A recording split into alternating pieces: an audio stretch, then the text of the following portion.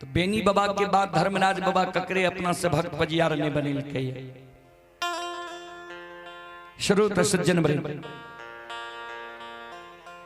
ध्यान देवे कल के आप धर्म के भक्त पजियार बनो बेनी बाबा कल के सरकार एगो बच्चन हमरा और दादियों ने कल के बोला कल के हम जब दिना दो से संसार से चल जाए हमारा वंश खानदान के लोग पर जब कोई विश्वास कर ले हमार वंश खानदान के लोग जब ककरे मिट्टी उठा के दे दे ओकरा बचन के यहाँ पुरा देवे धर्मराज बाबा कल के कहलो तो ठीक है आगे घोर कलयुग आबि रहले तोरा वंश खानदान के लोग जा दारू तारी पिए लाग गांजा भांग खा पिए लाग नसों में ककरे मिट्टी उठा के देते ओकरो पुरा देबो बेनी बाबा कल के सरकार ने जे शुद्ध आत्मा के लोग हेते पवित्र दिल के लोग हेते ओकरा बात के यहाँ पुरा देबे बुरा नहीं मानबे बाबूजी आज से 25-30 वर्ष पहले बच्चा जो रहिए ना हम सब तो देखे रहिए धर्म के गहबर के आंगन में जूता चप्पल नहीं जायल दे रहे बूढ़ा बाबा बूढ़ी मां सब जकरा धर्मराज के सेवा रहे वो वंश में लोग मुर्गा मांस नहीं खाए रहे मीट मांस नहीं खाए रहे समय गड़बड़ भा गए बाबूजी आई कल तो जूता चप्पल पहिरने धर्म के ओसार पर पहुंच जाए धर्मराज के भक्तो पजियार छे भक्तियो गावे छे पूजो करे छे बगल से मुर्गो फार्म खोल ललके जे कुछ आमद हेते त कवि लिखलखिन ये जस करनी तस फल चाखा नरक जात जीवियों पछताता कबीर बाबा के साखी में कवि लिखलखिन ये जीव मत मारो बापूरा सबका एक ही प्राण जीव हत न बाची जाई पुछहु पुराण फिर लिख दलखिन ये जीव मार नर करहु संहारा 64 योनि तब गिध अवतारा कल के ठीक छे ये शुद्ध आत्मा के लोग रहता पवित्र दिल के लोग रहता ओकरा वचन के हम पुरा देबो बना धर्म के भक्त पजियार बना धर्म के प्रचारक प्रसारक गंगा में सत्य नाम बोलो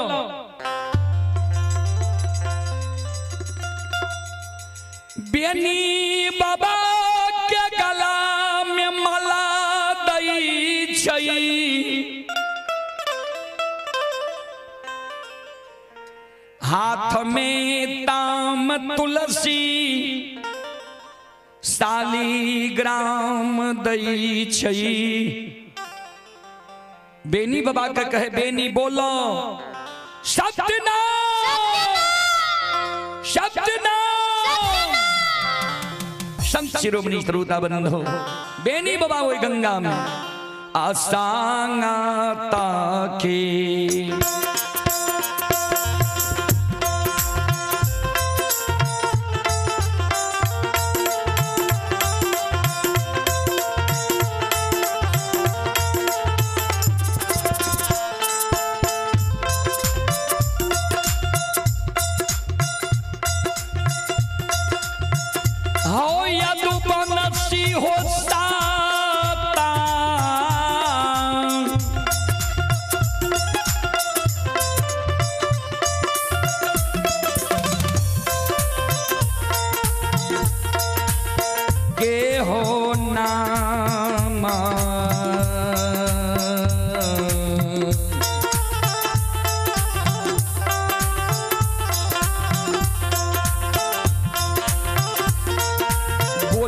छई हो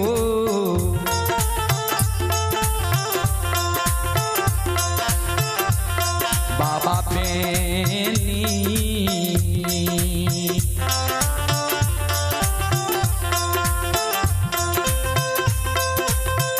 बोले छई गा हो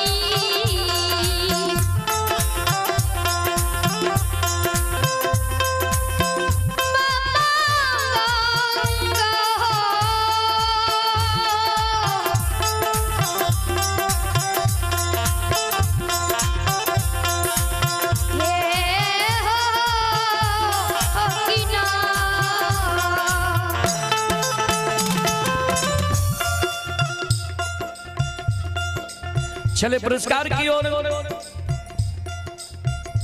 सत्यनारायण यादव की ओर से श्रद्धा की स्टार्ट बड़ी उदार दिल से शानदार 51 रुपए की पुरस्कार आए हैं ऑनलाइन फोन पे के द्वारा। श्रद्धालु को बहुत बहुत धन्यवाद, लाख लाख शुक्रिया। आप हैं छोटे लाल यादव, खोरमा के निवासी ही छोटे लाल यादव जी की ओर से श्रद्धा की साथ बड़ी उदार दिल से शानदार 51 रुपए की पुरस्कार ऑनलाइन फोन पे के द्वारा आए हैं। श्रद्धालु को बहुत बहुत धन्यवाद, लाख लाख शुक्रिया, बहुत बहुत साधुवाद है।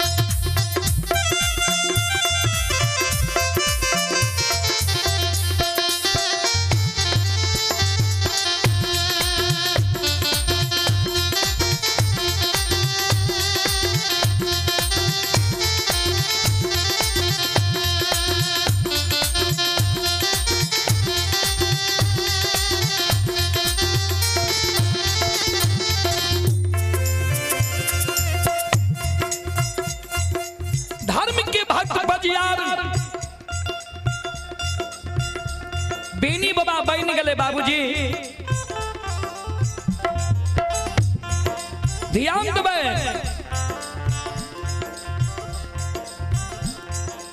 जब बेनी बाबा के शादी विवाह भेलई, दुरागमन भेले वंश खानदान बारह के समय भगवान ठाकुर जी धर्मराज बाबा बजरंग बली के कहल के बजरंग बली हमार मन होइया मृत लोक जाके माया के लीला करी। कल के सरकार कहां जेबे मृत लोक के इनका द्वार। कल के बेनी के जे धर्म के बेनी के जे गंगा राजघाट में वरदान दिलिए रहा है। बेनी जी हमरा सब वरदान ला ललके, जिस सखुआ नगरी में सोरी हुए सारा नहीं हुए, लोग जन्म लिया मरे ने अमर के वरदान में बेनी मांग लके। शादी विवाह भा गई, दुरागमन बेनी के भा गई, वंश खानदान बारह के समय ले। चलू बेनी के मन में अभिमान छे जे गोसाई से हम वरदान ला ललिए, हमर वंश खानदान में लोग मरते नहीं। मोगल राजा के राज में बेनी रहे बसे छे। मोगल राजा के अभिमान छे जे हमरा राज्य में हमरा से बढ़ कर कियो धर्मात्मा नहीं है। एक तीर में दो शिकार करी, बेनी के अभिमान के भी तोड़ दी, मोगल राजा के अभिमान के भी तोड़ दी।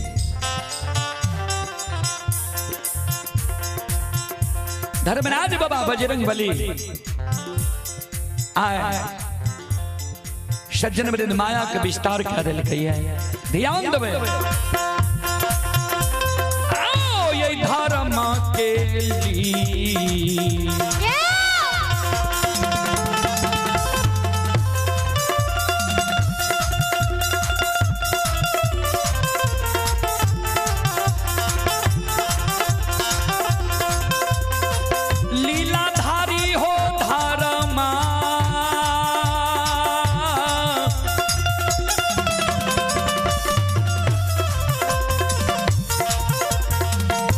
के लीला हो।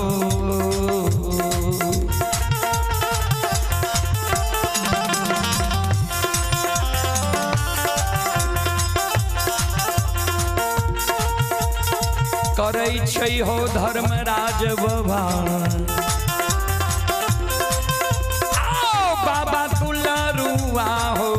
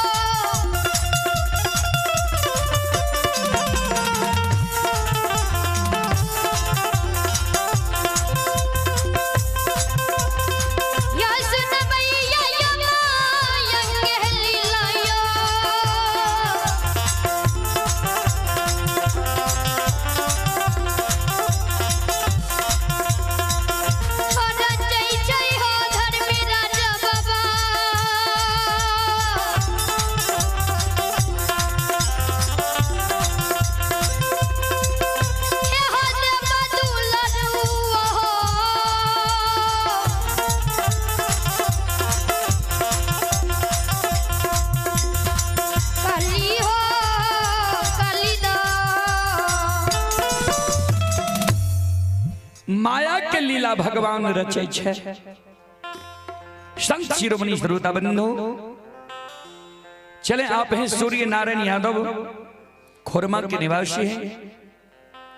श्रद्धालु की ओर से ऑनलाइन फोन पे के द्वारा 51 रुपए की पुरस्कार आए हैं। श्रद्धालु को बहुत बहुत धन्यवाद, लाख लाख शुक्रिया, बहुत बहुत साधुवाद। और अभी जो आप लोग यह कार्यक्रम देख रहे हैं, यह कार्यक्रम रुदल पजियार यूट्यूब चैनल व रुदल पजियार ब्लॉग व रुदल पजियार फेसबुक पेज पर यह कार्यक्रम लाइव चल रहा है। जो देश विदेश तक का लोग यह कार्यक्रम का लुत्फ उठा रहे हैं। जो भी श्रद्धालु हमारे चैनल के माध्यम से यह कार्यक्रम देख रहे हैं, सभी को बहुत बहुत धन्यवाद, लाख लाख शुक्रिया। जो श्रद्धालु सब्सक्राइब नहीं किए हैं, सब्सक्राइब कर लें इसी तरह का कार्यक्रम देखने के लिए। और स्क्रीन के नीचे जहां भी मेरा कार्यक्रम है, अगला कार्यक्रम सब आ रहा है। आप हैं राजनारायण निराला, प्रखंड प्रमुख प्रतिनिधि मरौना। श्री राजनारायण निराला बाबू की ओर से श्रद्धा के साथ बड़ी उदार दिन से शानदार 201 रुपए की पुरस्कार आए हैं। एक बार श्रद्धालु के नाम पर जोरदार ताली हो जाए।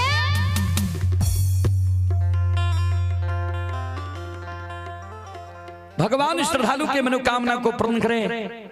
मां सरस्वती परिवार में वाले बच्चे को सद्बुद्धि सद्ज्ञान दी। बाबा भोले भंडारी भंडार को भरे रखे, जनता की सेवा करने की शक्ति दे। जय हो दानी श्रद्धालु की जय हो, जय हो दानी श्रद्धालु के समस्त परिवार की जय हो। संत शिरोमणि श्रोता बंधु,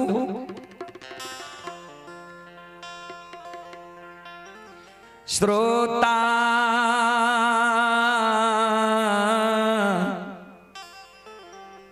भगवान यो हे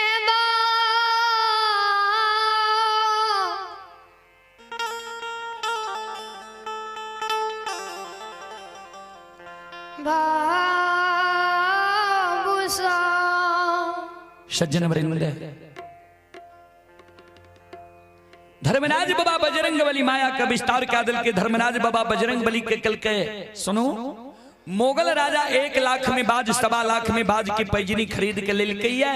बाज से कहिए शिकार निकल गई है। जाओ मोगल राजा के यहाँ स्वप्न जगा दियो जे इस शरीर के कोनो ठिकान नहीं छे, कब छे कब चल जेते। ए कारण अपना जीवित जिंदगी शौक के पुरा लिया, बाज से शिकार कर लिया। बजरंग बली मोगल राजा के स्वप्न जगा दिल के।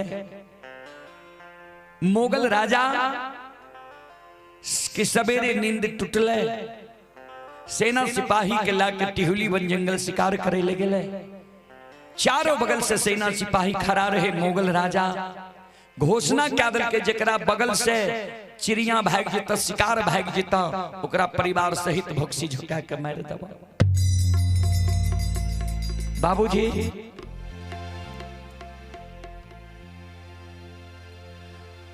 चारों बगल से मोगल राजा के सेना सिपाही छे। राजा बाज के पिंजरा में लाके हाथी पर छे। बीच में भगवान माया का विस्तार कर दिल के आपन रूप के छोड़ दिल के चिड़िया के रूप धारण करके राजा के बगल में जाके ठाकुर जी धर्मराज बाबा चहचहावे लगे। संत शिरोमणि श्रोता बंधु मां बहन बाबू भैया सब चिड़िया के रूप में जी चहचहावे रे भगवान। से मोगल राजा के नजर चिड़िया पर पड़ले, आवाज सुन लगे।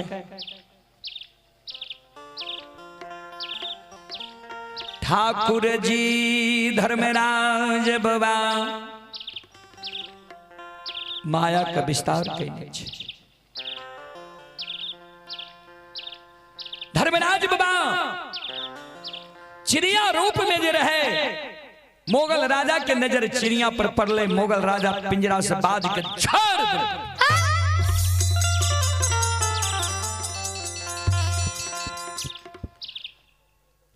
चिड़िया पर बाज के जो छोड़ दिल के श्रोता सज्जन वृंद, आगे आगे चिड़िया रूपी ठाकुर जी उड़ल जाए छे, पाछा पाछा बाज। मोगल राजा और सेना सिपाही के आंख के ओझल भेले। धर्मराज बाबा आपन रूप में ले बाज के पकड़ के पहाड़ के गुफा में बंद कर देलके। मोगल राजा बाज के आशा ही आवे, बाज अबैते चिड़िया पकड़ के, तब अते चिड़िया के पकड़ के।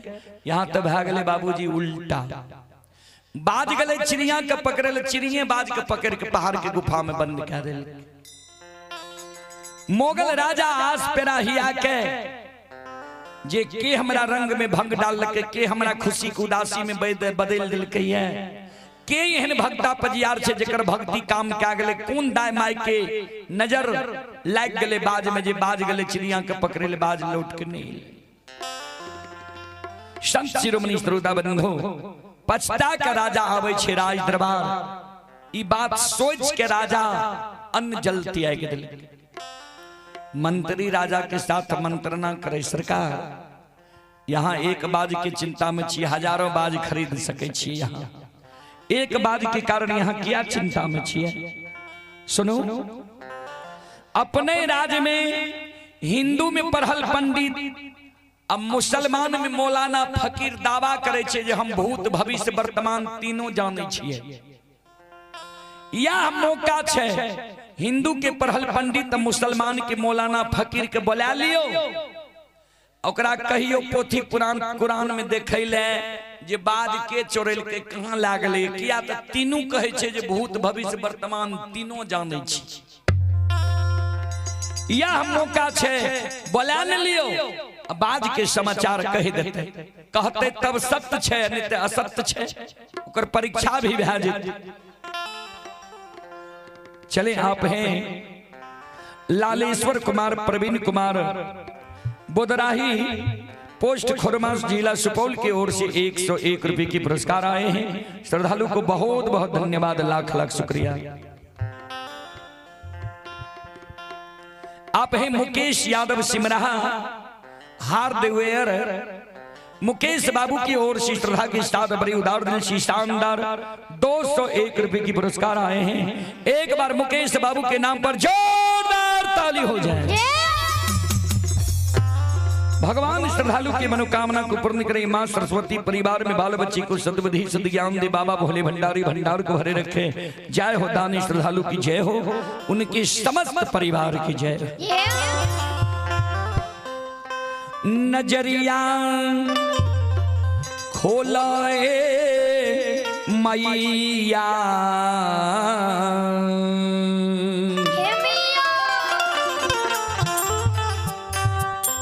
नजरिया खोलाए मैया, भक्ति अल तोहर दुवरिया, नजरिया खोलाए मैया।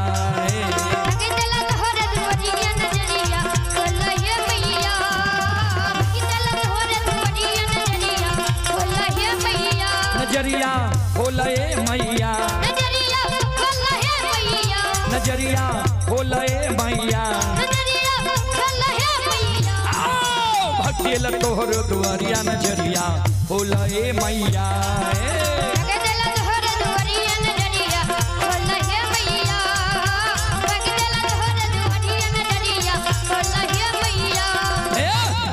आंख दे कुठिया के काया, बांधी के पुत निर्धन के माया,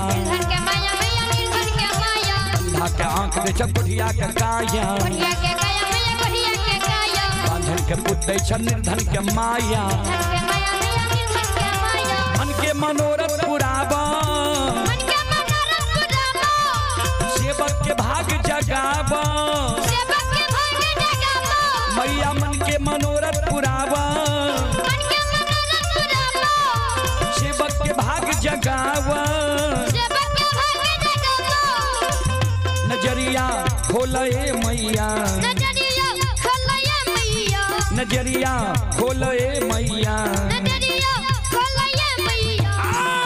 भक्ति ल तोहर दुआरिया, नजरिया खोलाए मैया।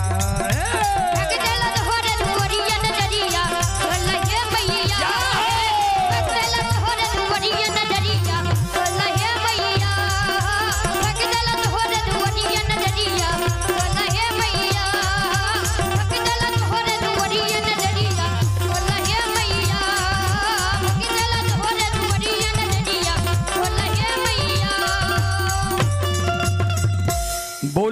सच्चे दरबार की। संत शिरोमणि श्रोता बंधो, माँ बहन बाबू भैया सब, मोगल राजा पूरे राज्य में ढिंढोला पिटवा दे छे जे हमरा राज्य में जतेक हिंदू में पढ़ल पंडित, मुसलमान में मौलाना फकीर छो, आपन आपन पोथी पुराण कुरान ला कर राज दरबार में हाजिर हुआ। 700 ज्योतिष पंडित मौलाना फकीर राज दरबार में बाबूजी हाजिर भ गए। सबके कह दिल के अपन अपन पोथी पुराण कुरान में देखो जे बाज चोरी भेले तो बाज गेले कहां, के बाज चोरी केलकै है, के रंग में भंग डालकै है, के खुशी को उदासी में बदल देलकै है।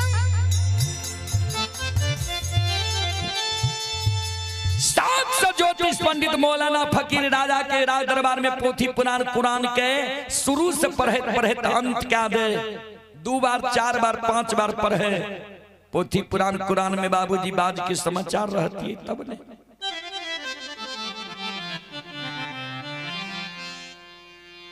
मोगल राजा के आदेश भले जे 700 ज्योतिष पंडित के बैन के कारागार में बंद क्या दिल जाए, किया तो ए राज्य में ठैक ठैक की खाए छे, मुंह के बड़ाई करे रहे जे भूत भविष्य वर्तमान तीनों जाने छिए। ई बाज के समाचार जो नहीं बता सकले तो ई भूत भविष्य वर्तमान के ई ढकोसला करे छे। 700 ज्योतिष पंडित के कारागार में बंद क्या दिल के, अन्न जल के कारण भक्सी झोंका के मार रहले। 8वें दिन 700 ज्योतिष पंडित कारागार में काने, हे अल्लाह, हे ईश्वर, हे परमात्मा, हे ठाकुर जी, पूर्व जन्म में कौन गलती कैलिए जे मोगल राजा हमारा सबके बिना अन्न बिना जल के भक्सी झुका के मार रहले है। बजरंग बली कल के धर्मराज बाबा के ठाकुर जी बाज चढ़ा के पहाड़ के गुफा में यहाँ बंद के लिए निर्दोष ज्योतिष पंडित प्राण त्याग रहले। 7 दिन अन्न जल के कारण भ गेले। धर्मराज बाबा कल के मरे ले नहीं देवे। धर्मराज बाबा माया के विस्तार क्या दिल के आपन रूप के छोड़ दिल के दुर्बल संत के रूप धारण क्या के राजा के राज दरबार चल गए। राजा के राज दरबार में राजा साहब के आगे में कर जोड़ लेल के सरकार ऐसे 8 दिन पहले यहाँ ढिंढोला पिटवेलिए रहा। कौन कारण, कोनो इनाम उपहार दे रही है सरकार। अगर इनाम उपहार दे रही है तो हमरा तनी देर से मालूम भेले बहुत गरीब ब्राह्मण छिए सरकार वो में हमरो शामिल कैल। राजा कल के ऐसे 8 दिन पहले बाज चोरी भाग गए, वो बाज के समाचार तू बता सके छो पोथी पुराण कुरान देख के बता सके छो तू अपना योग्यता से। धर्मराज बाबा माया का विस्तार क्या दे। धर्मराज बाबा कल के राजा साहब हम गाँव जाके ठेक ठेक खाए वाला ब्राह्मण नहीं छी, ठके वाला नहीं छी। हम भूत भविष्य वर्तमान तीनों जाने छी। ओहो में पोथी पुराण कुरान देख के नहीं, यहाँ के लीलार देख के बता दे जे की भेले की हेतै की बीते वाला छै। राजा कल के यह चीज के तो हमरा जानकारी चाहिए। हमर बाज के चोरल के रंग में भंग डाल दिल के हमरा खुशी को उदासी में बदल दिल। बाज के समाचार बता सकबो हो। धर्मराज बाबा ब्राह्मण के रूप में कर जोड़ने छे। हाँ सरकार कल के तो बोलो बाज के समाचार बताबो, बाज के लागले कहां छे बाज। धर्मराज बाबा कल के अच्छा सरकार यहाँ के जो बाज के समाचार हम बता, बाज के चोर के नाम जो यहाँ का बता तो वो चोर के यहाँ सजा की देवे से हमरा कह दिया। किया तो चोर के नाम यहाँ का बता दे, बदनामी हमर भैये जेते चोर के जो यहाँ छोड़ देवे तो हमरा तब बता के की परिणाम मिलते। यहाँ बाज के कौन सजा देवे से कह दियो, तब चोर के नाम तुरंत स्पष्ट हम यहाँ का बता दे। मोगल राजा क्रोध से क्रोधित भेल कल के ब्राह्मण सुना, जा तू हमरा चोर के नाम बता दे, वो चोर के परिवार सहित पकड़ के लाए भक्सी झोंका के मार देबे, नहीं तो वो चोर के एराज से भगा देबे। वो राजद्रोही के एराज में रहे के कोई अधिकार नहीं।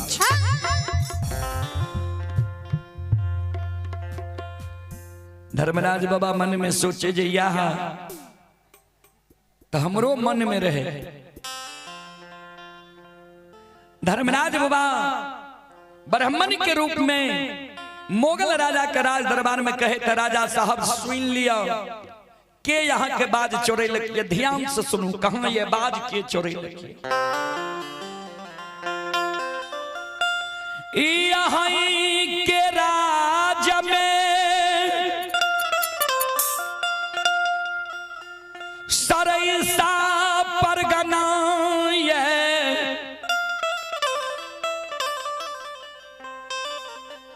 सरैसा परगना में सखुआ गाँव सखुआ गाँव में अनूप यादव के जांग से बुद्धिमा मर्रन के कोई से एकलौता बेटा बेनी जन्म लेलकैया। राजा साहब याद है यहाँ के एक बार माघ महीना बेनी यादव हजारों गाय से यहाँ के नौलखिया बाग के चरा ललक रहे। यहाँ के सेना सिपाही जाओ गाय के हाकल गेल तो बेनी डांट फटकार क्या के यहाँ के सेना सिपाही के भगा देलक रहे। राजा साहब याद है नहीं बात के से राजा जी यौवा है ये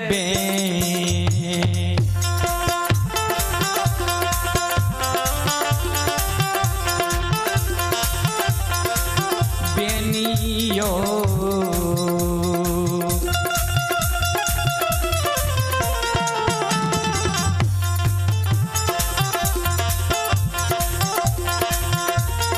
चोरे लकइये राजा जी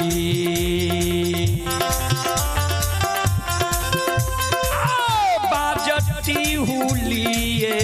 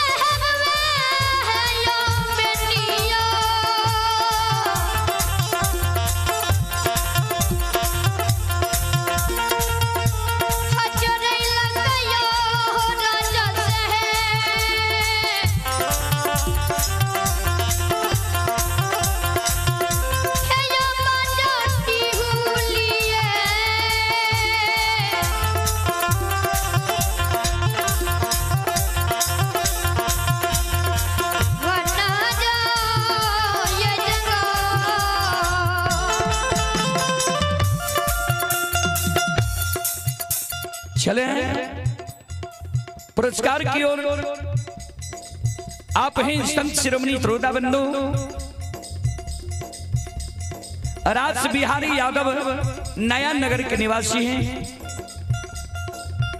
राज बिहारी बाबू की ओर से श्रद्धा की साथ बड़ी उदार दिल से शानदार 101 रुपए की पुरस्कार आए हैं।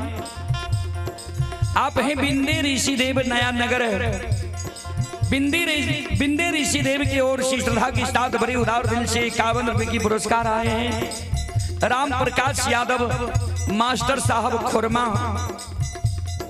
जो बच्चा का शुभ मंडन हुआ है उनके पापा जी है। ये राम प्रकाश बाबू की ओर से श्रद्धा की साथ बड़ी उदार दिल से शानदार 501 रुपए की पुरस्कार आए हैं। एक बार राम प्रकाश बाबू के नाम पर जोरदार ताली हो जाए।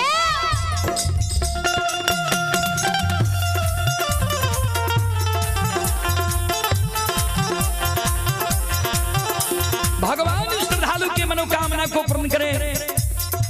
माँ सरस्वती परिवार में बाल बच्चे को सद्बुद्धि सद्ज्ञान दी। बाबा भोले भंडारी भंडार को भरे रखें। भगवान श्रद्धालु के यज्ञ को भली भांति संपन्न करे। जय हो दानी श्रद्धालु की जय हो, जय हो दानी श्रद्धालु के समस्त परिवार की जय हो।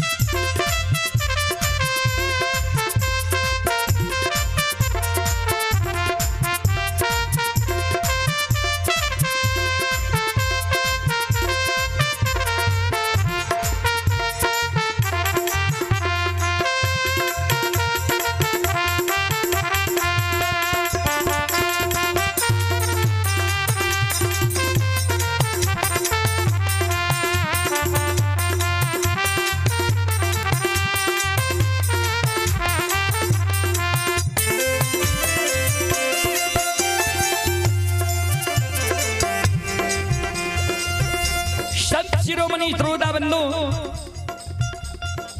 गजब लीला छे भगवान के। देखियो बाज चोरा के पहाड़ के गुफा में बंद कर दिलके। अब बेनी बाबा के वरदान के कारण आए मोगल राजा और बेनी बाबा में धर्मराज बाबा झगड़ा लगा रहे। वो में गौर चढ़ा के कौन दिन तो जय दिन बेनी बाबा के घड़ी पर्व रहे, बैसाखी घड़ी। बैसाखी घड़ी पर्व के दिन भगवान बेनी बाबा और मुगल राजा में झगड़ा लगा रहे। संत शिरोमणि त्रोदा बंधु माँ बहन बाबू भैया सब ध्यान से सुनबे। ये भगती है भजन के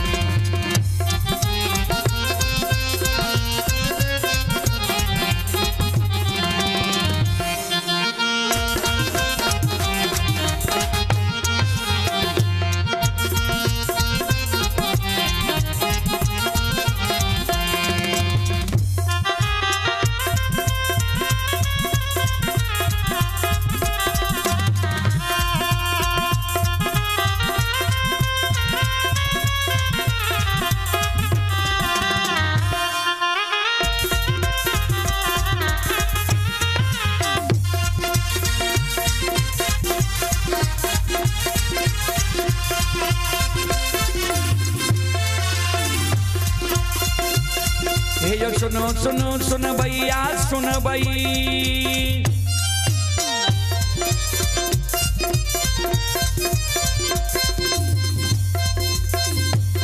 हे सुनो सुनो सुन भैया सुन भै गांव के बाबू भैया सुन भै। ये माँ बहना खोर माँ के सुन भै।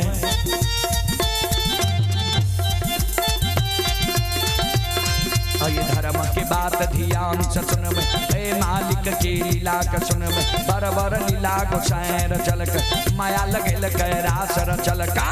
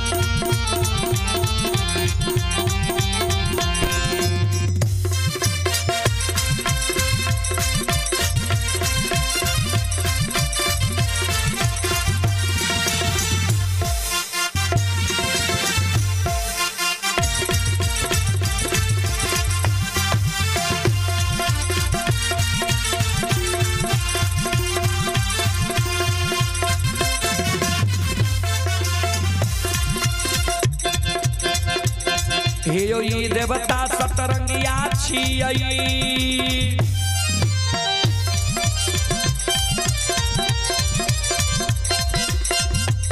हे यो ई देवता सतरंगिया छियई, देवता अठरंगिया छियै। हे यो ई देवता नौरंगिया छियै।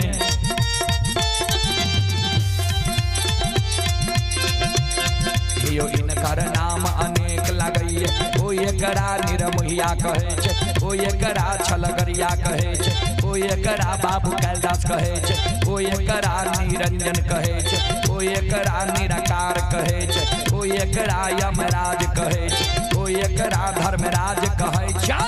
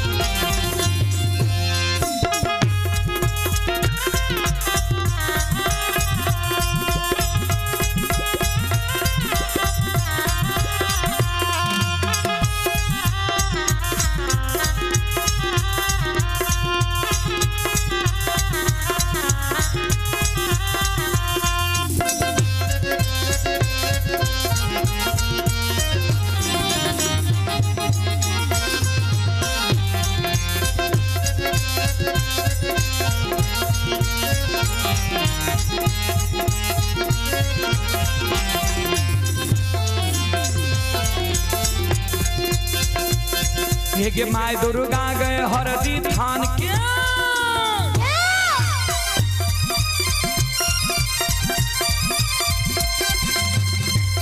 हे माय दुर्गा गए हरदी थान के, माय भगवती के मैना गाम के, हे माँ बिसहरी तिवारी थान के, माँ तारा गे महिषी धाम के, माँ गंगा के मानसी घाट के, माँ कत्यानी के रेलवे घाट के।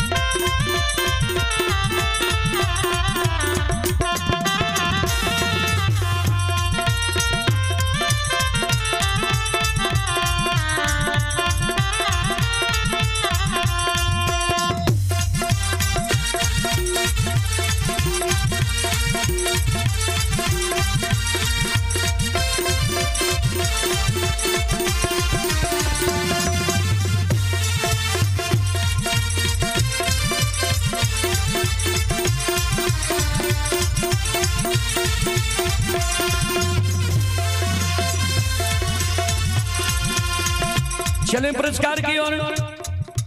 संजीत यादव नया नगर के निवासी हैं। संजीत यादव जी की ओर से श्रद्धा के साथ बड़ी उदार दिल से शानदार 51 रुपए की पुरस्कार आए हैं। श्रद्धालु को बहुत बहुत धन्यवाद, लाख लाख शुक्रिया, बहुत बहुत साधुवाद।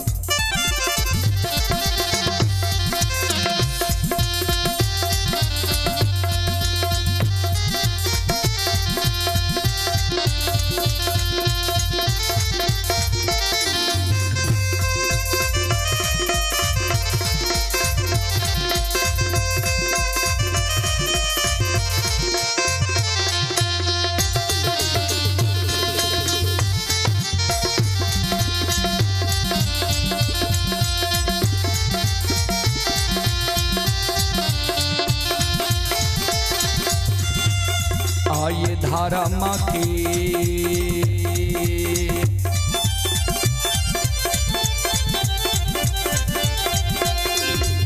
हे यो बाबा धर्म के लीला अपार छै समाज बाबा। हे यो छलै धर्म के लीला बाबूजी दुनिया में अगम अपार है। धर्म के लीला अगम अपार कोई पावे न पा।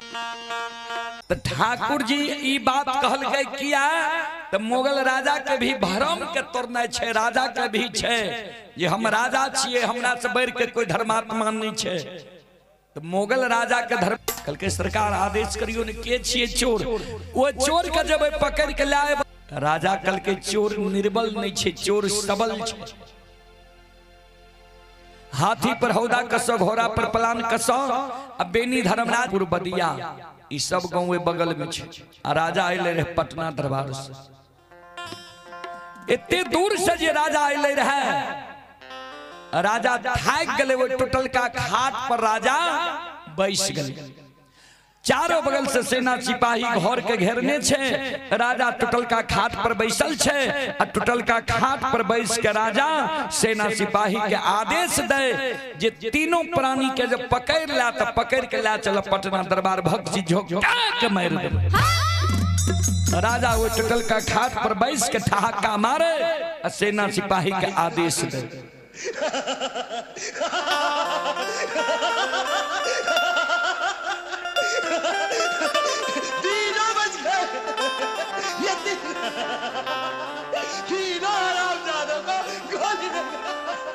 संत शिरोमणि त्रोदा बंधु मावहन बाबू भैया सब राजा जे आदेश दे रहे, राजा जे बोले रहे, भगवान के अजमैत लग गए।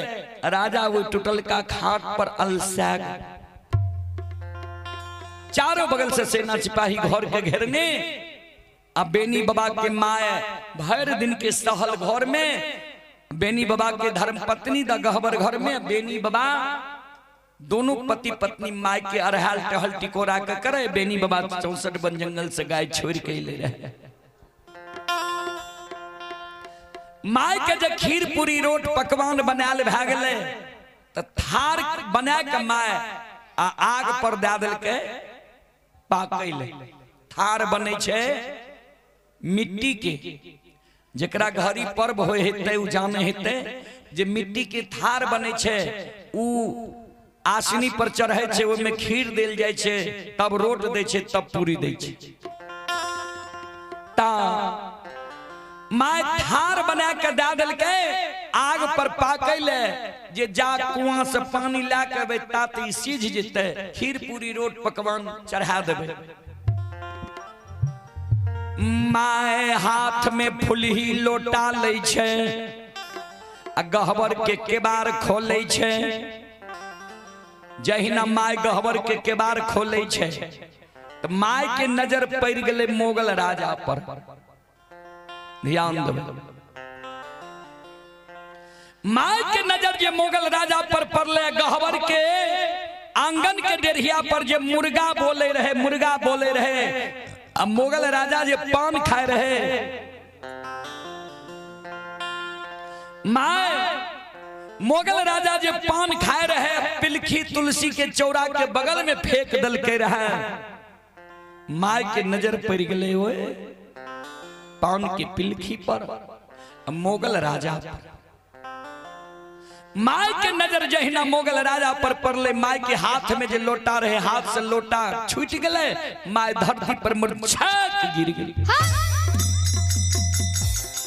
ध्यान देबे, पूर्व समय में जब लाल टोपी वाला के हमर बूढ़ा बाबा बूढ़ी माँ कते देख ले रहे ने, डर से प्राण छूट जाए रहे।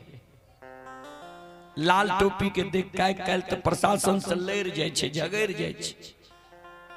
आ जे लाल टोपी वही समय के सेना सिपाही पिन्हे रहे, वह लाल टोपी आई कल के बैंड पार्टी वाला पिन्हे छे।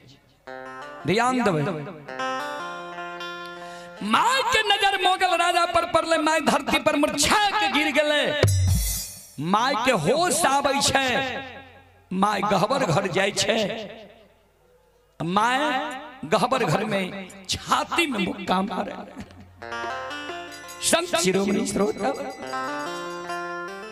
आ छाती में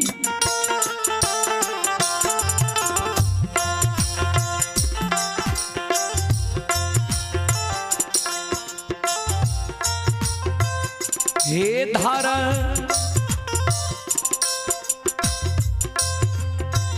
माता माय छाती में मुकाये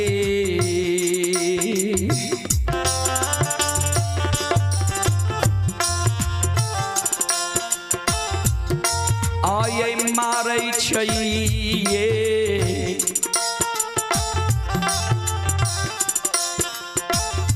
माता जी।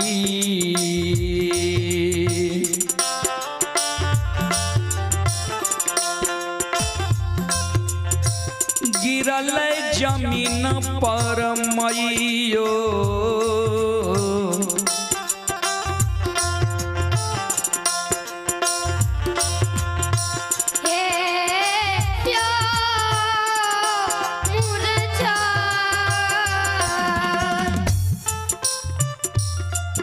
श्रोता बंधु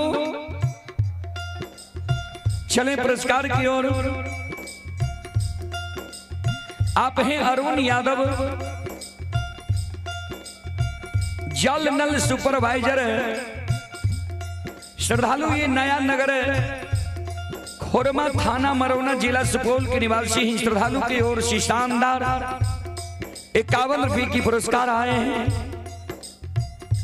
और आप हैं हमेश कुमार, ये बोधरक निवासी हैं, 51 रुपये की पुरस्कार आए हैं। हरिवंश कुमार ग्राम बोदराही की ओर से 51 रुपये की पुरस्कार आए हैं। मुकेश ऋषि देव नया नगर 51 रुपये की पुरस्कार आए हैं। लक्ष्मण ऋषि देव नया नगर 51 रुपये की पुरस्कार आए हैं।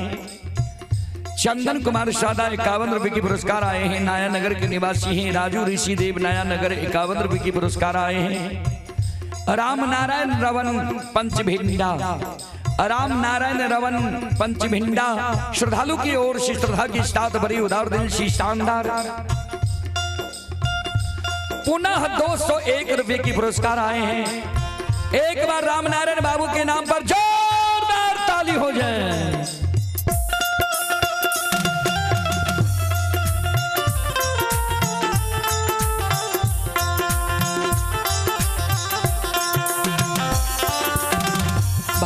श्रद्धालु के मनोकामना को पूर्ण करें। मां सरस्वती परिवार में बाल बच्चे को सद्बुद्धि सद्ज्ञान दे। बाबा भोले भंडारी भंडार को भरे रखें। जय हो दानी श्रद्धालु की जय हो, जय हो दानी श्रद्धालु के समस्त परिवार की जय हो।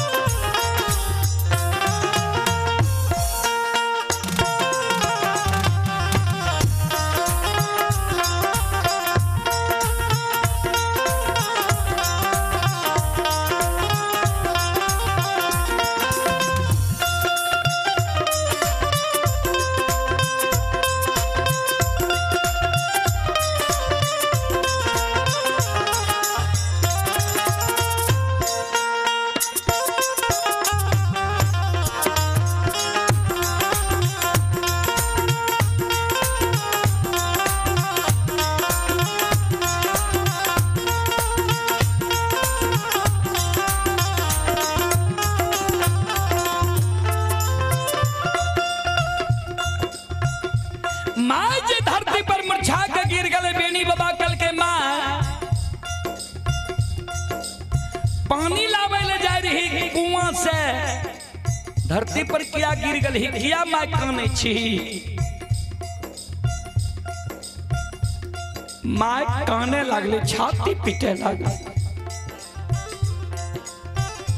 रे दुश्मन रे अभागा कौन गलती तू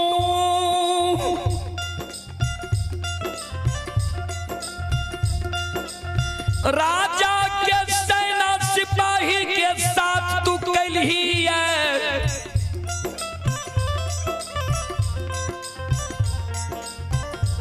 जे आए राजा अपने से अलो ये कि राजा के सेना सिपाही के डांट फटकार के लिए तू कि राजा के चास बास चरा लिए।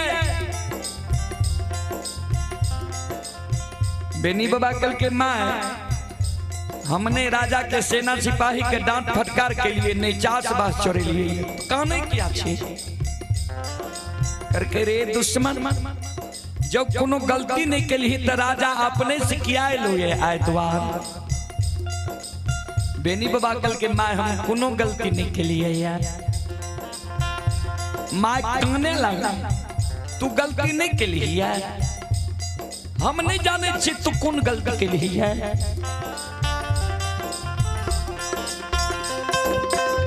बेर बेर तोरा बरजई रहियो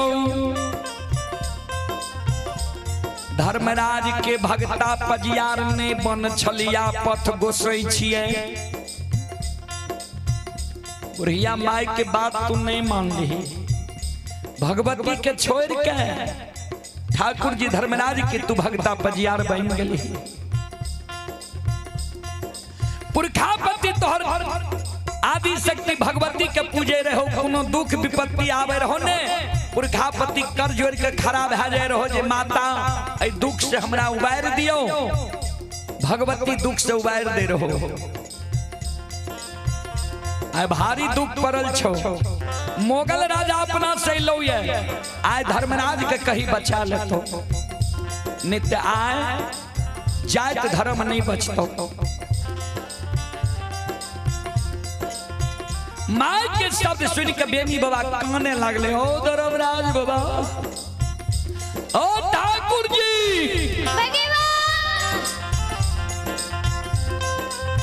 यहाँ जो तोरा मन रहा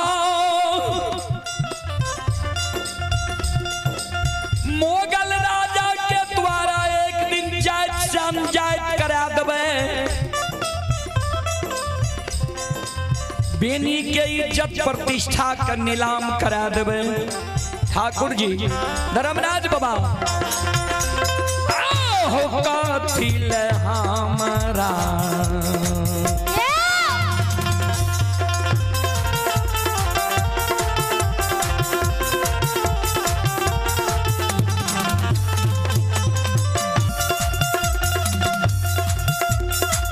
लीलाधारी हो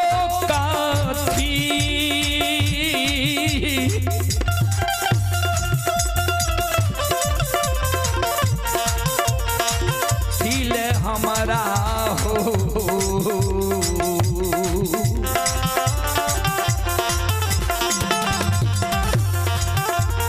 बनिल हो धर्मराज बाबा बाबा धर्म के हो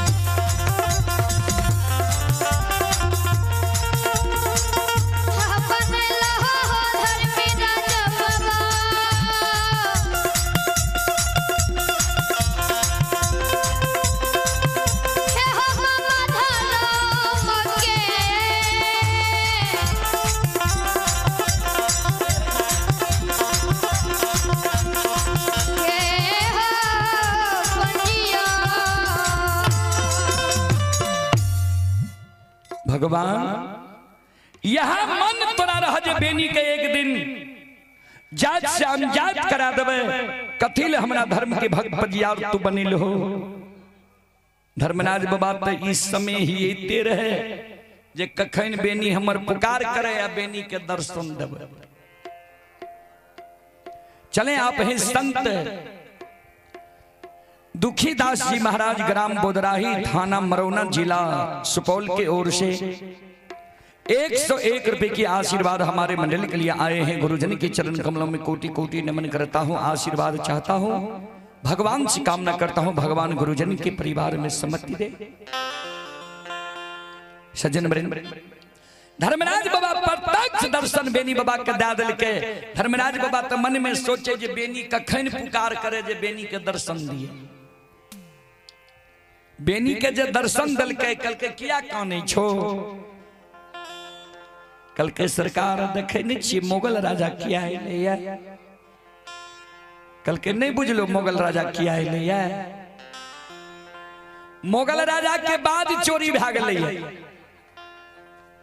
वह कारण मुगल राजा अल। धर्मराज बाबा कल के बेनी बाबा कल के मुगल राजा के जब बाद चोरी भेले तो राजा चोर के द्वार न जेती हमरा द्वार कथी ले लिया। धर्मराज बाबा कल के नहीं बुझलो वो बाद के चोरी में तोरे नाम लग गलो। बेनी बाबा कल के सरकार यहाँ तक घट घट के बात जाने छिए हम बाद चोरेलिए जे हमर नाम लागलिए।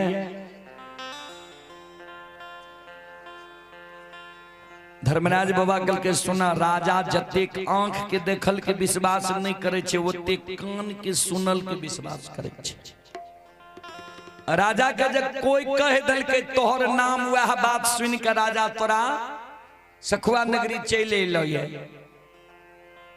कल के सरकार तो राजा साहब बचा लियो ने कल के हमरा बचावे के क्षमता छे राजा से तोरा बचा लेबो लेकिन विचार तू करहो हृदय में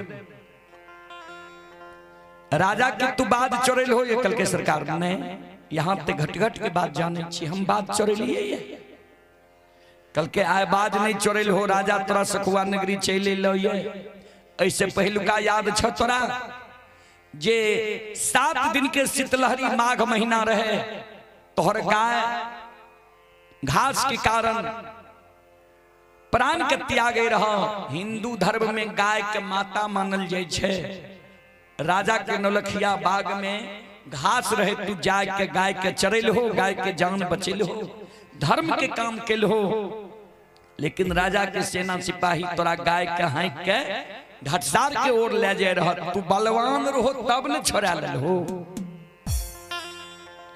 तो बार बार ही मोगल राजा तुर्का तोरा जात पर परबै छ धर्म पर परबै छ जात शान जात करे ले चाहे छ। हमर एगो सलाह मानबो बेनी कल के सरकार कहियो नहीं यहाँ के सब बात हम मानबे। कल के 100 टट्टी से एक मट्टी भला होई छे आ 100 मट्टी से एक पक्की भला होई छे। कल के सरकार नहीं बुझलिए कल के 100 बेर जे टाट बानबो ने वैसे अच्छा छे एक बेर भीत दे दो। ऐसे पहले भीत पड़े रहे घर आ 100 बेर जे भीत देबो वैसे अच्छा छे एक बेर पक्कीकरण काल ईटा के दीवार जोड़ ले। कल के सरकार यहाँ कहल की चाहे छे से कहियो कल के सुना हे हो बार बार जे मोगल राजा तुर्का तोरा जात पर पराबै छ धर्म पर पराबै छ। ए तुर्का मोगल राजा के राज में तू नहीं रहो। कल की सरकार तब कथे जे भाई कल के चलन तोरा सुंदर राज में हम बसा देबो। सखुआ नगरी के छोड़ के चलो तोरा दोसर राज में बसा देबो। बेनी बाबा कल के सरकार हमरा की कहे ले लिए चोर के तरह सखुआ से भाग के चलू दोसर राज में बसा दे। सुन लिया जय राज में हमर दादा जन्म लल के दादा गुजर कल के मर गए वह राज में हमार पिताजी जन्म लेलके, पिताजी गुजर के मर गए, वह राज में हमहू जन्म ले लिए। ठाकुर जी जे राज के राजा रहे छे, प्रजा के लिए माता पिता होय छे। जहां बसहु वहां सुंदर देशा, जो ही प्रतिपालक वही नरेशा। जहां बसहु वहां सुंदर देशा, जो ही प्रतिपालक वही नरेशा। नाम लिख के भेज लिए है व्हाट्सएप पर, नाम लिख के भेजिए। ता जय राज में जे बसे छे, वही राज के राजा के लिए प्रजा होय छे, संतान राजा होय छे माता पिता। तो सरकार राजा के राज्य में हम छिए, राजा के लिए हम संतान छिए। राजा के नजर में हम गलती में पकड़ा गलिए, राजा हमरा पकड़ के ला जेते, भक्ति झोंका के मार देते, भला छे। लेकिन हमरा जे कहै छिए चोर के तरह भाग के जाए, हम नहीं जाए। धर्मराज बाबा बजरंग बली के कल के बजरंग बली ई मन में सोचे छे कि जे राजा अकेले लिए, हम बलवान छिए, राजा से लड़ियो लेबै। किया त ई छे सीधा आदमी, ई नहीं बुझाई छे जे राजा कहीं जाय छे तो ओकरा साथ सेना सिपाही सब जाय छे। ई सीधा आदमी छे, ई बुझाई छे राजा अकेले ले। एक बेर माया का विस्तार क्या दियो, आ चारों बगल से जे सेना सिपाही घेरने छे घोर के, घोड़ा के हिकार मरा दियो। बजरंग बली माया के बिसता आर करइए,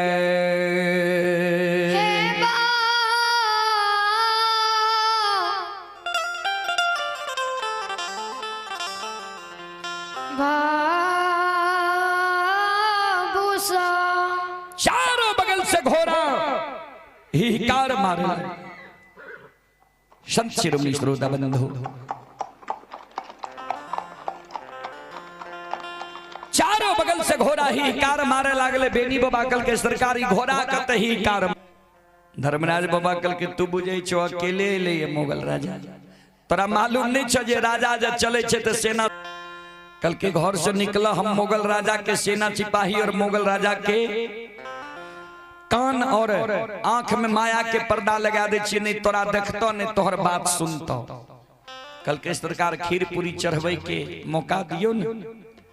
कल के जान बचतो तो रस्तों में हमरा नाम से निवेद चढ़े हो, हमरे नाम से न चढ़े हो।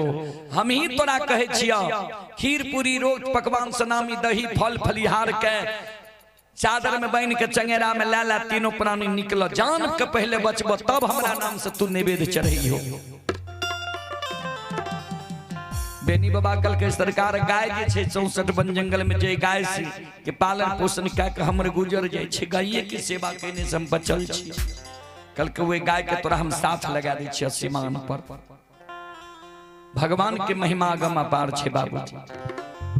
ता बेनी बाबा के साथ लगा दिल के धर्मराज बाबा।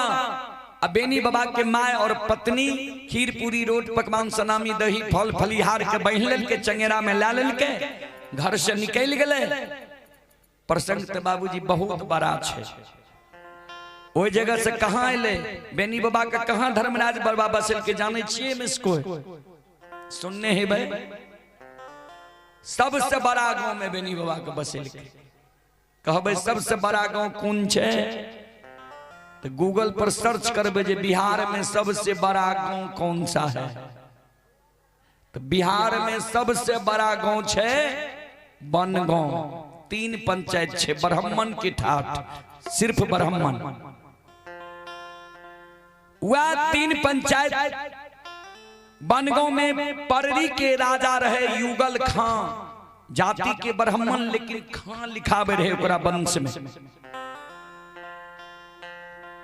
युगल खां राजा के यहाँ भगवान माया रच दल के रहे। राजा के एगो बेटा रहे 6 महीना के, राजा के बेटा रात में मर गए रहे। राजा बेटा का खदगरुआ बना के नौलखिया बाग राजा के रहे में गायर दल के रहे। बेनी बाबा का धर्मराज बाबा लेने लेने वह युगल खां राजा के राज धनहा चौर में बेनी बाबा के जाके बसा दे। अभी भी बाबूजी बेनी बाबा के दीह छे, बेनी बाबा के गहवर बनल छे। ता कहबे जे यादव के ठाठ से बेनी बाबा भाग के ब्राह्मण के ठाठ में गेले तो मान सम्मान कोना मिलले? किया तो गाय रहे हजारों, बसे के लिए एक धुर जमीन नहीं रहे तो सब लीलाधारी करे छे। बेनी बाबा काने लागले जे सरकार ए जग ने हमरा जगह छे ने जमीन छे, जाति के ब्राह्मण छिए, गाय के दूध बेच के गुजर जाय छे। सवेरे सवेरे लोटा लाग चल एते कहते तहन दूध दही, दूध देवे तब तो ठीक छे, आ नहीं देवे तो कहते चलिए गाय ला के कोन जगीर नाम जे भी ओते तोरा सब पता क्या दे। सरकार हमर गुजर जेते ब्राह्मण के राज में, यादव के राज में रहिए, मनबरहू रहिए, ब्राह्मण के राज में हमरा ले आई। धर्मराज बाबा कल के जगह जे तोरा मान सम्मान मिलता न वो यादव के राज में तोरा कहियो नहीं मिलल है। तो कल के से कोना सरकार, कल के हम गाय चरबे छिया, तू जा नौलखिया बाग में राजा के बेटा खेत गरुआ बना के गारल छे, लाठी के हुर से उखाड़ ली हो, गोद में ली हो, सतनाम के उच्चारण करी हो, राजा के बेटा जी जीते। बेनी बाबा गले नौलखिया बाग में खेत गरुआ को उखाड़ के गोद में लेके राजा के बेटा जी गले, पूरे राज में शोर भा गले ये मरल राजा के बेटा जी गले। आए मथुरा नगरी गोकुल नगरी से भगवान श्री कृष्ण गाय लाकर पहुंच गए धनहा चौर में। राजा सेना सिपाही के साथ अले, राजा रानी बेनी बाबा के चरण में गिर गए। सरकार धन्य छिए, यहाँ भगवान छिए। बेनी बाबा कल के हम भगवान भगवान नहीं छिए, हम तो एगो प्रीत लोग छिए जे हमरा राजा भगा दिल के यहाँ के राज में आब के हम गाय ला के लिए। कल के नहीं, यहाँ के लिए भगवान छिए हमरा लिए। यहाँ बेनी बाबा कल के मांगू की मांगबे कि यहाँ के चाहिए, कौन चीज के कमी है? कल के हमरा कोई चीज की कमी नहीं, गाय छे, गाय के बांधे ले यहाँ के जे देने छे 2-4 कट्ठा दे दियो। राजा 52 बीघा जमीन बेनी बाबा के नाम से लिख दिल। ओय में गाय बांधे लागले, डी भा गले। कुछ दिन के बाद जब नीलामी समय अले ता पररी राज नीलाम पर चढ़ गए। मुगल राजा बेनी बाबा लग जाके प्रणाम कर जोड़ लेल के सरकार आप की करबे, हमारा राज तो नीलाम पर चढ़ गए। बेनी बाबा काने लागले, धर्मराज बाबा के पुकार के भगवान सखुआ से हमरा भगा के पररी राज ले लिए। पररी में लोग मान सम्मान हमरा दिए लागले, अब पररियो राज नीलाम भा गए। आप सरकार हम कते रहबे, कते जेबे? धर्मराज बाबा प्रत्यक्ष भा गए। कल के बेनी नहीं काना, पररी के नीलाम होइले नहीं देबे। जो शोर भा गए तो पररी नीलाम भा गए, तो पररी छोड़ के पररिया हम नीलाम कह देबे। तो जेते पररी लिखल रहे ने ओ जगह हर्षिकार याकार लग गए। पररिया छे बाबूजी, पररी छे सहरसा जिला बनगांव पंचायत में। अब पररी छे राजा सोनबरसा, पररिया छे राजा सोनबरसा माली चौक से पूरब, वहां जाके उ अभियो नीलाम छे, उ नीलाम भा गए। ठाकुर जी के महिमा अगम अपार छे। हमरा सबके तो प्रतिदिन के कार्यक्रम छे, स्क्रीन पर देखे हेबे। भगवान कोना पार लगेते असंभव हमरा सबके बुझाय छे। एहि कारण आप माफ करियो। हम आग्रह करबे राम कुमार बाबू से मंडली दियो ओ विलंब। आप हैं श्रीमान राज नारायण निराला जी, प्रखंड प्रमुख प्रतिनिधि मरौना, नेताजी सापेक्ष अध्यक्ष। ये गुरुजन की ओर से शानदार 501 रुपए की पुरस्कार पुनः आए हैं। ग्राम पोस्ट खोरमा, थाना मरौना, जिला सुपौल। एक बार श्रद्धालु के नाम पर जोरदार ताली हो जाए। और आप हैं प्रगतिशील ब्रह्म स्थान बोदराही के युवा कमेटी अरुण पवन राव साहब, 101 रुपए की पुरस्कार आए हैं। ग्राम बोदराही, थाना मरौना, जिला सुपौल। श्रद्धालु को बहुत बहुत धन्यवाद, लाख लाख शुक्रिया, बहुत बहुत साधुवाद। हे यो भगति भजन के रसीलवा,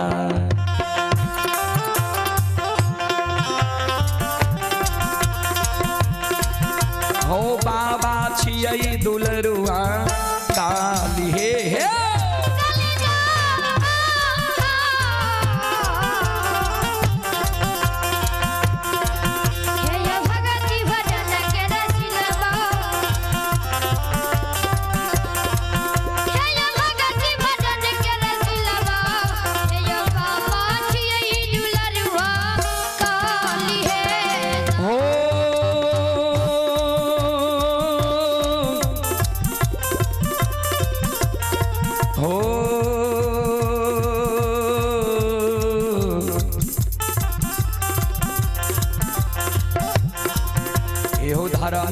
महिमा छले हो धर्म के महिमा छले हे हो धर्म के महिमा छले समाज बाबा दुनिया में अगम आबहे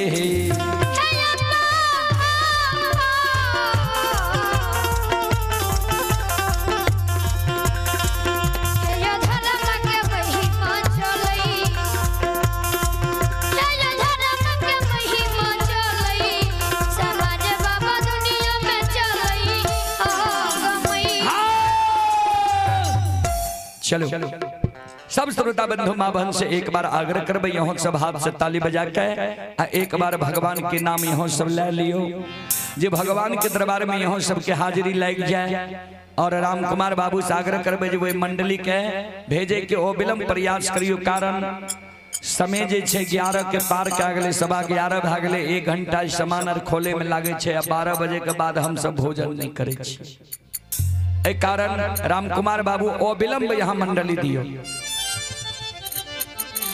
चलो हाथ से ताली बजा के मुखार वृंद से सब श्रोता बंधु भगवान के नाम ले लिया सीताराम सीताराम सीताराम कहिए जाहि विधि राखे राम ताहि विधि रहिए सीताराम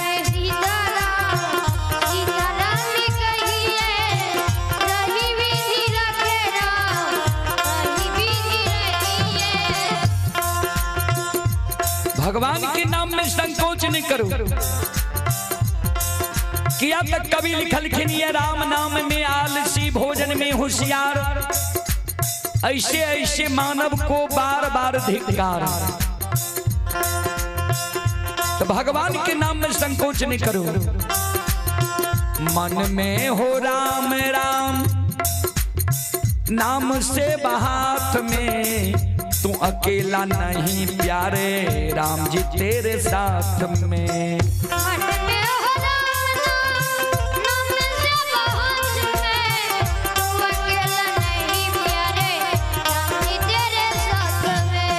मन में हो राम राम नाम से बहात में तू अकेला नहीं प्यारे राम जी तेरे साथ में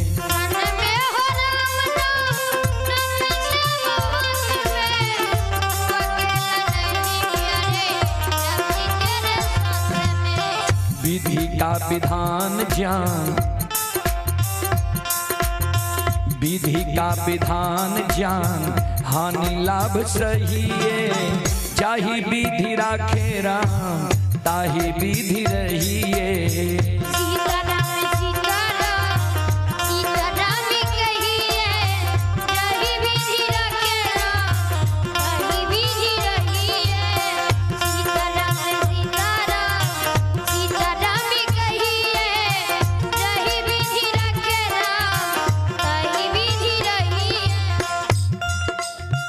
चले पुरस्कार की ओर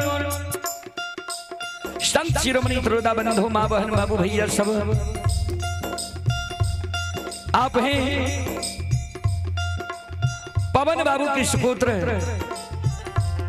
आर्यन कुमार बोदराही के निवासी हैं श्रद्धालु की ओर से शानदार 21 रुपए की पुरस्कार आए हैं और आप हैं प्रगतिशील ब्रह्म स्थान बोदराही से युवा कमेटी मुकेश कुमार ग्राम बोदराही थाना मरौना जिला सुपौल की ओर से श्रद्धालु की ओर से 101 रुपए की पुरस्कार आए हैं।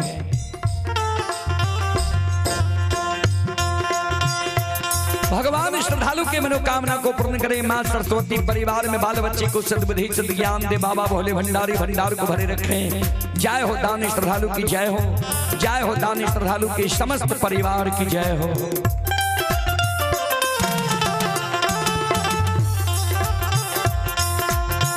किया अभिमान तो फिर मान नहीं पाएगा, होगा प्यारे वही जो श्री राम जी को भाएगा। किया अभिमान तो फिर मान नहीं पाएगा, होगा प्यारे वही जो श्री राम जी को भाएगा। किया अभिमान तो फिर मान नहीं पाएगा, होगा प्यारे वही जो श्री राम जी को भाएगा। किया अभिमान तो फिर मान नहीं पाएगा, होगा प्यारे वही जो श्री राम जी को भाएगा। फल आशा त्याग शुभ, फल आशा त्याग शुभ कर्म किया कीजिए। जाहि विधि राखे राम, ताहि विधि रहिए। सीताराम सीताराम सीताराम कहिए, जहि विधि राखे राम, ताहि विधि रहिए। सीताराम सीताराम सीताराम कहिए, जहि विधि राखे राम, ताहि विधि रहिए। सीताराम सीताराम सीताराम कहिए, जहि विधि राखे राम, ताहि विधि रहिए। जहि विधि राखे राम, ताहि विधि रहिए। जहि विधि राखे राम, ताहि विधि रहिए। जहि विधि राखे राम, ताहि विधि रहिए। जहि विधि राखे राम, ताहि विधि रहिए।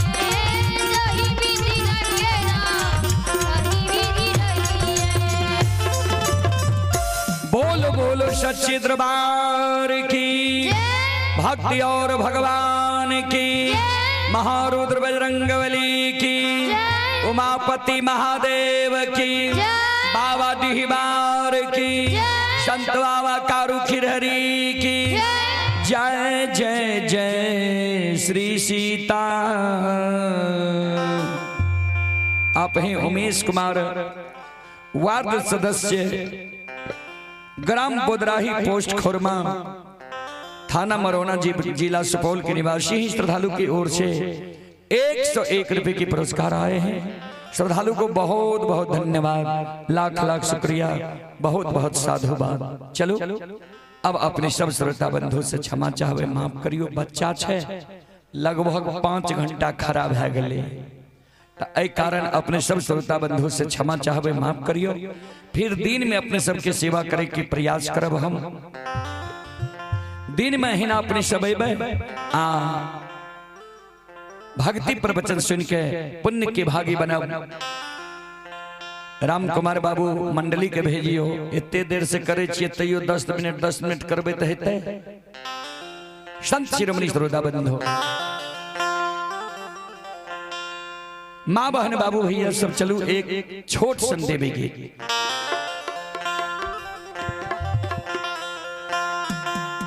संत शिरोमणि श्रोता बंधु,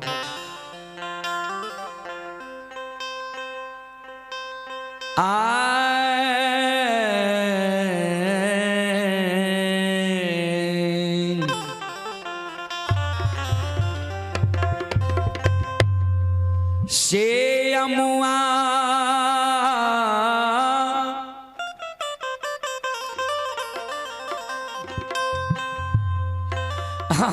लगावल सेवक हो,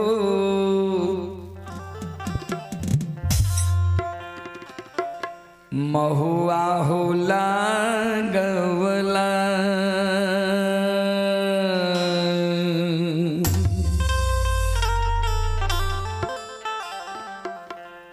एक भक्त सेवक प्रतिदिन माता जगत जननी के दरबार में पूजा करे ले जाए रहतीन। अब माँ जगत जननी के गहबर के आंगन के प्रांगण में आम लगेने रहतीन, महुआ लगेने रहतीन, बेली फूल लगेने रहतीन, चमेली फूल लगेने रहतीन। आय माँ जगत जगत जननी भक्त सेवक के आगाह करे ध्यान देवे संत शिरोमणि श्रोता बंधु मां बहन बाबू भैया सब से अमुआ लगवल सेवक हो महुआ लगवला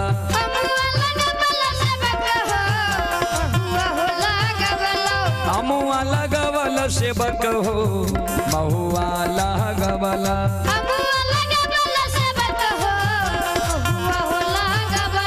काहे न लगवल सेवक हो काहे न लगवल सेवक हो निमिया के गछिया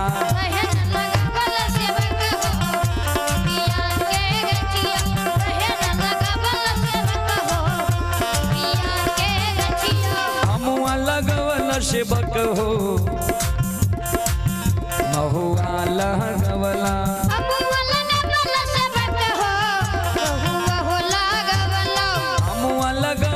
सेवक हो महुआ लगवला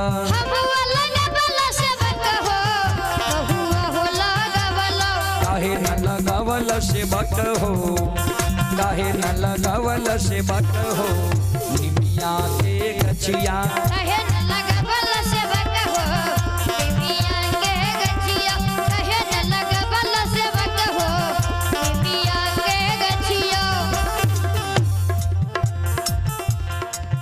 आहो बेली फूल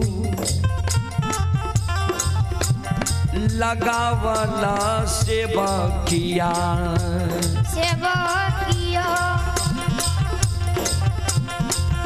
आहो फूलबा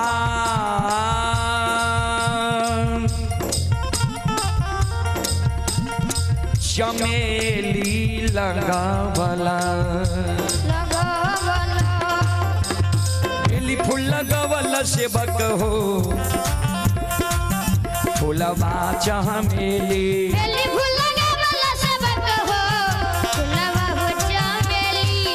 फूल लगवल सेवक हो फूलबा चमेली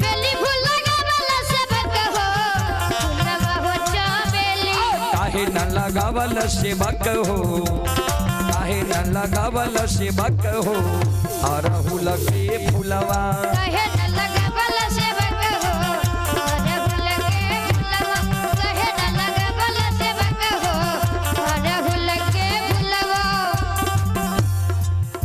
माँ जगत जननी कहे आम लगल हा महुआ लगल हा हम जे झूला झूले छिए नीम के गाछ पर नीम के गाछ किया न लगल हा बेली फूल लगल हा चमेली फूल लगल हा हमर जे 16 श्रृंगार छिए अरहुल के फूल किया न लगल हा भक्त सेवक कर जो ललके माता सही में यहाँ के गहवर के आंगन के प्रांगण में पहले हमरा नीम के गाछ लगबे के चाहिए और अरहुल के फूल लगबे के चाहिए माँ एगो यहाँ से हम मार्गदर्शन चाहे छी हमरा मार्गदर्शन करियो माता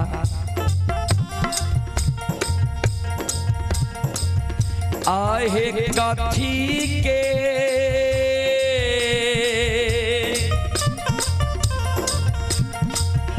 केरा दियरी मैया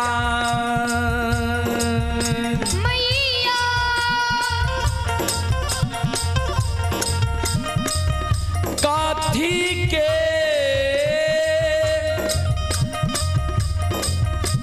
बतिहार बाए जलैया